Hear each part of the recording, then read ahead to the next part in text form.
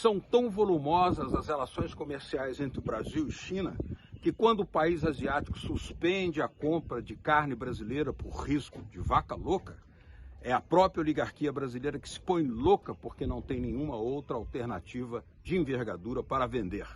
Joe Biden pressiona Bolsonaro para que não permita a participação da China no leilão da tecnologia 5G, uma evidente ingerência. Mas apesar disso, a China segue sendo o maior parceiro comercial do Brasil. Durante a era Bolsonaro, as relações entre os dois países ampliaram-se e os chineses lembram que, como membro dos BRICS, podem expandir ainda mais esta cooperação, seja em obras de infraestrutura, de ferrovias ou na integração com o Pacífico. Uma dor de cabeça para Joe Biden. Latitude Brasil está começando. Alô, amigos e amigas do programa Latitude Brasil por Telesul. Uma grande satisfação, uma honra estarmos aqui mais uma vez para discutir temas centrais que decidem nos rumos do gigante do Sul, Brasil. E como o Brasil tem uma importância bastante grande para todo o conjunto da América do Sul, da América Latina, discutir as relações do Brasil com a China tem uma relevância muito importante, sobretudo porque os Estados Unidos têm uma histórica relação de imposição aos países da região e também ao Brasil. A história conta a verdade. Mas para nos falar sobre o tema Brasil e China, potencialidades, entraves, dificuldades, relações de contradição com os Estados Unidos, Brasil, apesar de um governo tal como tem o perfil de Bolsonaro. O nosso convidado de hoje é o professor Elias Jabbour, professor de Economia da Universidade Estadual do Rio de Janeiro, grande especialista em China e nas relações Brasil e China. Boa noite, professor. Boa noite, Beto. Um prazer de novo estar contigo. Você é daquelas pessoas que eu tenho o prazer de poder sentar por horas e horas, apesar de não termos tempo para isso, né?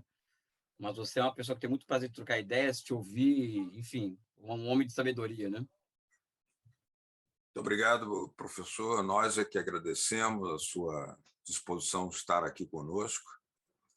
Nós temos uma China assumindo um protagonismo cada vez maior no mundo inteiro, mas a relação Brasil-China tem sido contraditoriamente cada vez mais de maior envergadura, apesar de um governo que tem até alguma veleidade de atacar a China verborragicamente, mas não pôde impedir a permanência dos contratos, das relações comerciais e políticas com a China. Como você analisaria, para começar, essa contradição? Eu acho que você já respondeu e você perguntou e respondeu, porque é uma contradição, porque se nós formos observar os últimos 2 anos, as relações comerciais mês a mês e a nossa dependência para com os produtos chineses que nos levam a fazer a nossa vacina, por exemplo, contra o Covid, só tem aumentado. Ou seja, o Brasil, a dependência comercial do Brasil para com a China só aumentou nos últimos 2 anos. Eu estou sem os dados aqui na minha frente, assim, de cabeça, mas é muito fácil de encontrar, por exemplo, como aumentou a nossa dependência em relação à China do ponto de vista comercial, e essa dependência ela se eleva na medida em que nós dependemos da China também para a questão dos insumos para a construção da vacina, por exemplo, pelo Instituto Butantan, por exemplo, né? Então, é um super contraditório, por exemplo, 2 países de tamanho territorial semelhante no chamado Sul Global, e, de um lado, um governo que tem uma visão estratégica em relação ao seu parceiro comercial e político, que é o Brasil, e, de outro, um governo que, apesar dessa relação cada vez mais umbilical entre nós e eles, vamos dizer assim, um governo que é um tanto quanto irresponsável politicamente no trato com a China. Apesar que isso mudou um pouco, e eu vou explicar porque nas próximas questões mais adiante. Acho que mudou um pouco essa lógica anti-chinesa do próprio Bolsonaro, né? e isso tem relações objetivas com os interesses da burguesia brasileira envolvendo a China, não é? Podemos conversar mais sobre isso.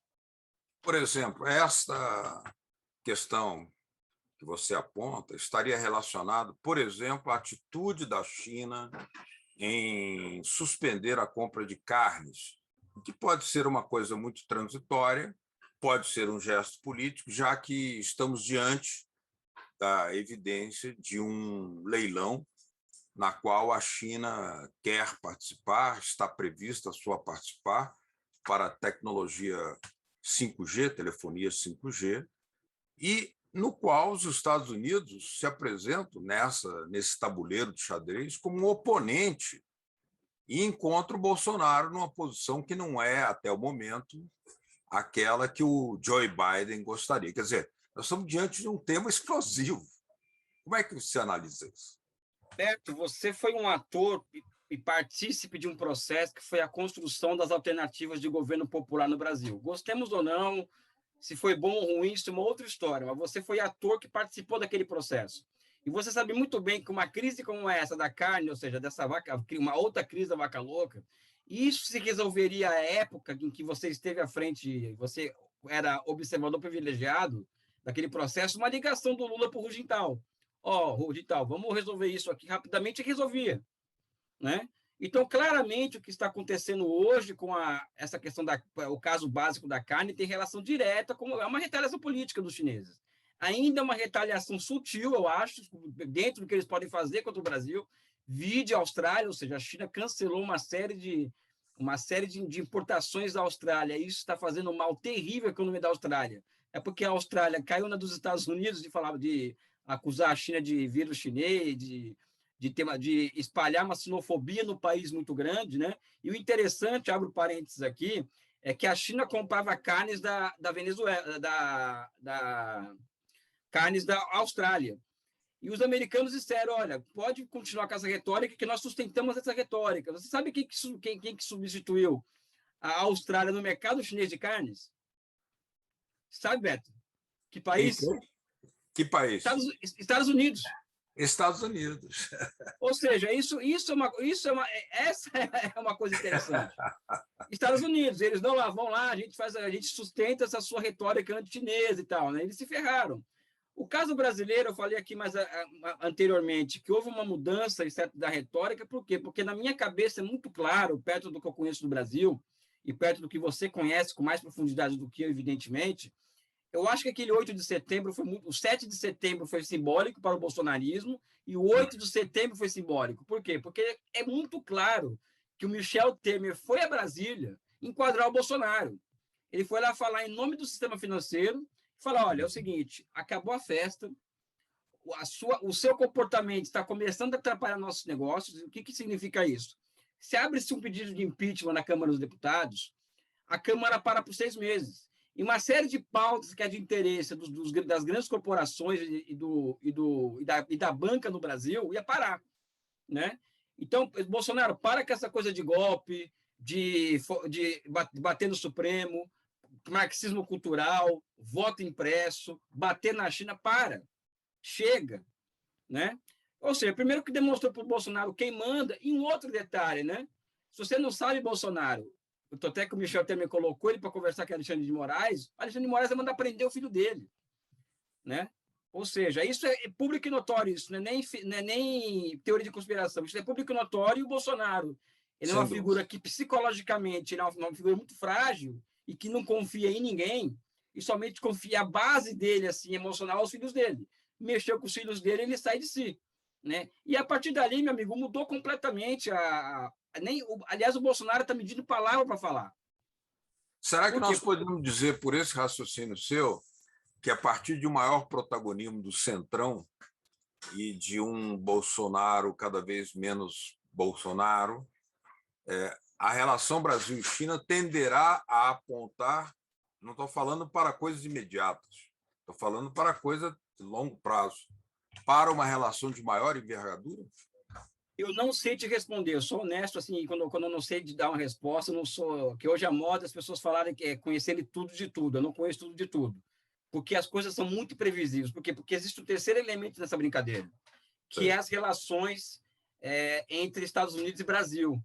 Vou dar aqui um exemplo. Dia 1º de julho, o Partido Comunista da China fez 100 anos. Eu não sei se você acompanhou esse processo, eu creio que sim.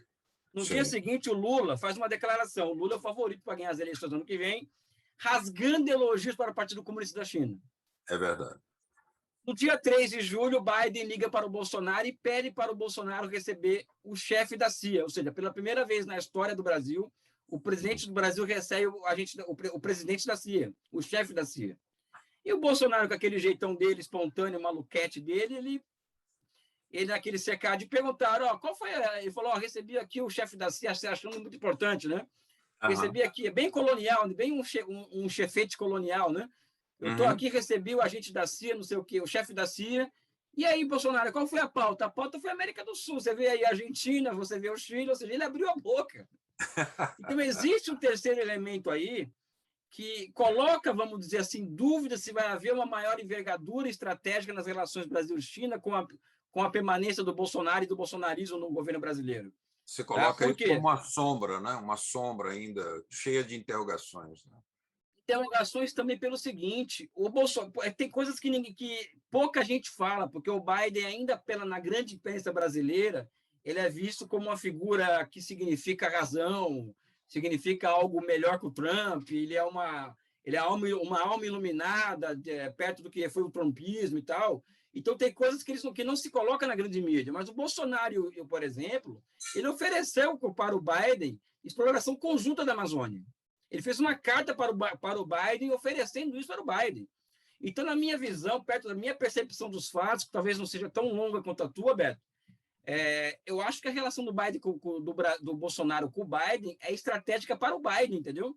Eu não sei se o Biden ele estaria a fim de entregar ouro para os chineses, que é o Brasil, ou seja, o Brasil pode cair sob influência chinesa. Eu falo influência do ponto de vista positivo, caso um governo, vamos dizer assim, não bolsonarista chegue ao poder. Por exemplo, se um Dória for presidente da República, veja bem, o Dória, que é um cara que nós sabemos quem é um Bolsonaro paulista, vamos dizer assim, mais afrancesado, mas é um Bolsonaro, né? Sabe? Uhum. Esse cara tem relações ótimas com a China, porque é um cara que tem um mínimo de inteligência na cabeça dele, ele é minimamente inteligente. Imagina o Lula, por exemplo, né? Sabe, que passou 580 dias na cadeia, se encontrou com Getúlio Vargas na cadeia e sabe muito bem quem o colocou na cadeia, né? Enfim. Muito bem. Essa sua frase é lapidar. Encontrou com Getúlio Vargas na cadeia, assumindo uma linha programática de prolongamento daquilo que foi a era Vargas no Brasil. Nós vamos fazer uma pequena pausa. Queremos falar no próximo bloco também com o professor Elias Jabbour sobre o livro que ele está lançando de análise sobre a questão da China, né? Porque nós queremos falar não apenas de Brasil e China, mas também da evolução da China para um processo de caminhada em direção ao socialismo do século XXI, aos modos chineses, e que tem influência global, evidentemente. Latitude Brasil, daqui a pouco estará de volta. Até já.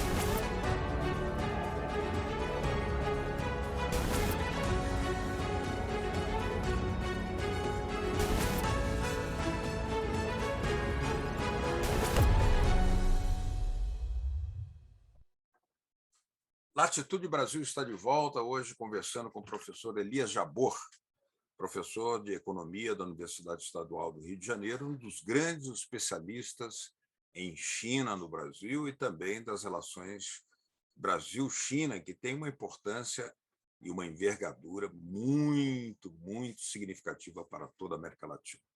Professor,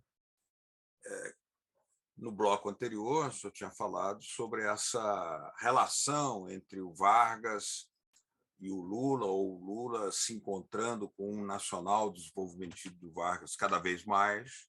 Aliás, ele tem reiterado, repetido, né, os elogios a Getúlio Vargas. E o Getúlio Vargas tinha uma simpatia muito grande na China. Ou seja, são dois países, Brasil e China, que poderiam ter outro papel no cenário internacional. O que é que falta para isso?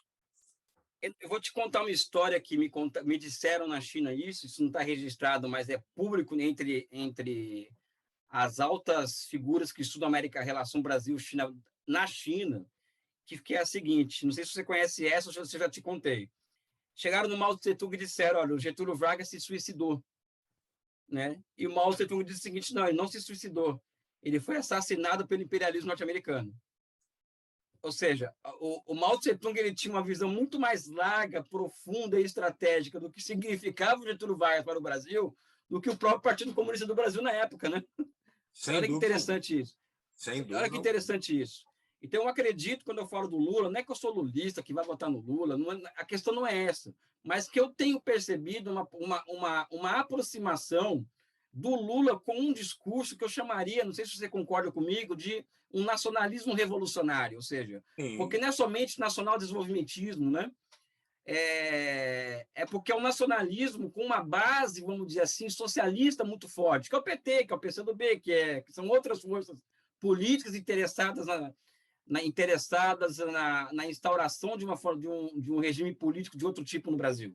Sem né? dúvida alguma. Então, inclusive, o Lula, eu acho que ele caminha para isso. É evidente que as leis da política no Brasil elas são muito particulares e que para alcançar progressos, vamos dizer assim, o Brasil, a necessidade de grandes acordos é uma regra, não adianta, não tem como fugir disso. A Revolução de 30 foi resultado da formação de uma maioria heterogênea. A independência é a mesma coisa, a abolição da República é a mesma coisa, a eleição do Lula em 2002 é a mesma coisa, ou seja, aqui o processo de transição ao socialismo no Brasil, eu chuto, com alguma bagagem histórica, vai se dar a partir de uma maioria heterogênea também. Ou seja, se alguém me disser que o Centrão vai ter que assinar embaixo da nossa transição ao socialismo, eu não vou duvidar, porque as coisas no Brasil são desse jeito, né?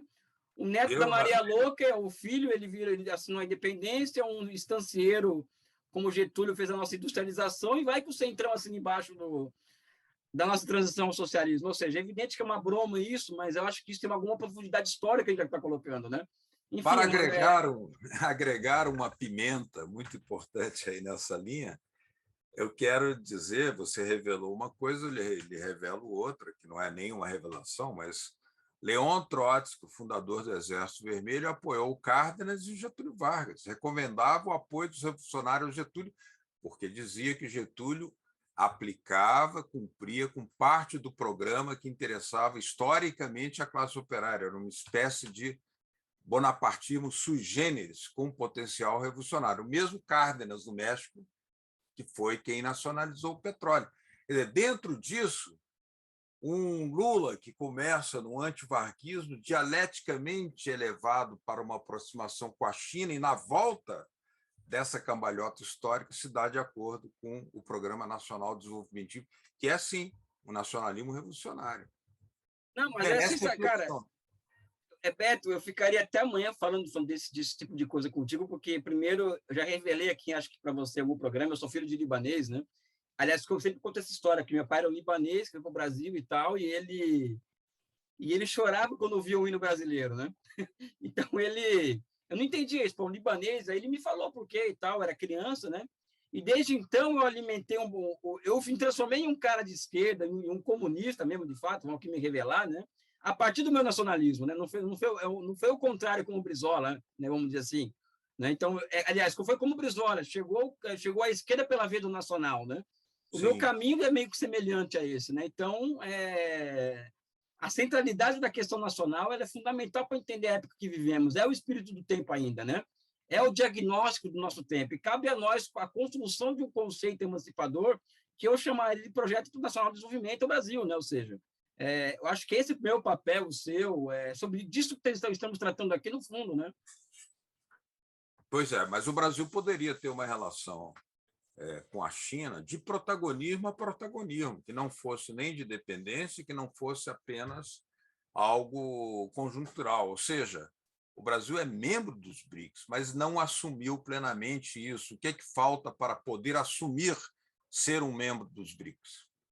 Beto, é a questão que é um problema político, você sabe disso, e existe algo que o embaixador Samuel Pinheiro Guimarães chama de fragilidade ideológica no Brasil. Né? O dia que nós superarmos isso, nós vamos ter condições de ter uma relação com a China de igual para igual, que é uma relação, você que estávamos falando do Irã, né? Antes, uma relação que o Irã está tendo hoje com a China.